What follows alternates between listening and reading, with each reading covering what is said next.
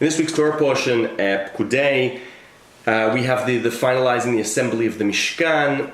I got to tell you, you suddenly read this, you think of the story of the Jewish people, one cannot help but wonder how we are a startup nation. How on earth did Jews become a people synonymous to innovation, a startup nation? It simply makes no sense. Read Pekudei. One of the sentences that appears time and time and again while assembling the Mishkan is "V'ta'asu kasher tzivah Hashem." You shall do exactly as God dictated. Everything is dictated by God. Think of the Jewish story. God tells us where we're going to live in Eretz Yisrael. God tells us how we're going to live with, a sort of 360 of commandments. How on earth does this people, which are doing what is dictated by God, become a people of innovators? It simply makes no sense, right? How on earth did this happen? Long gone are the days of Abraham, who really was an innovator, but here already we're talking about the people of Israel. There's no innovation in this story. God's the innovator, not the Israelites. How did we become a people of startup nation?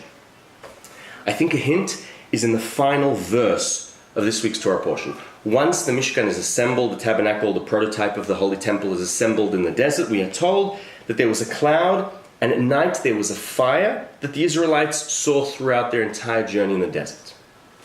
Now, the answer to our question comes from the son of Maimonides, Rabbi Avraham ben Arambam. Here I'm going to show you, so apparently Maimonides had a son, Rabbi Avraham, who wrote a fascinating commentary on the Bible. It survived in only one manuscript. This is a facsimile of the manuscript, thanks to one of the Sassoons in London, who published the commentary based on this lone manuscript that was in their treasure of, library.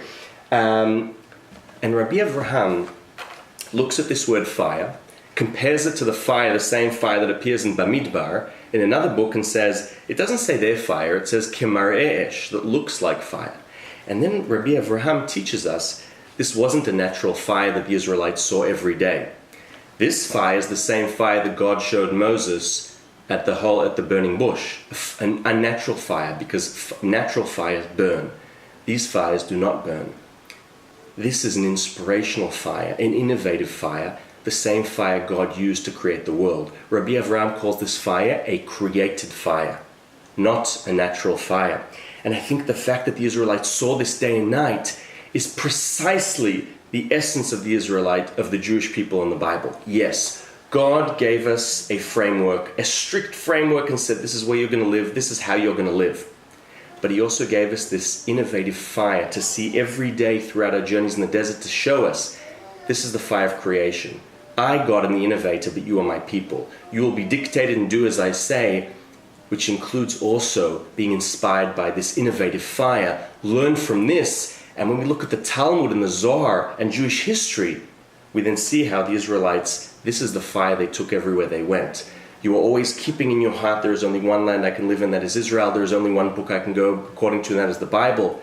But this fire of innovation allows me to evolve throughout time with endless possibilities, to create a golem, to recreate a state 2,000 years later and revive a language. Anyway, thoughts on the essence of the Israelite people, a people who on the one hand are completely given a dictated life within this rigorous framework, and on the other hand, the sky is the limit thanks to this innovative fire, the fire of creation, which Bezalel and others have used throughout Jewish history. Shabbat Shalom.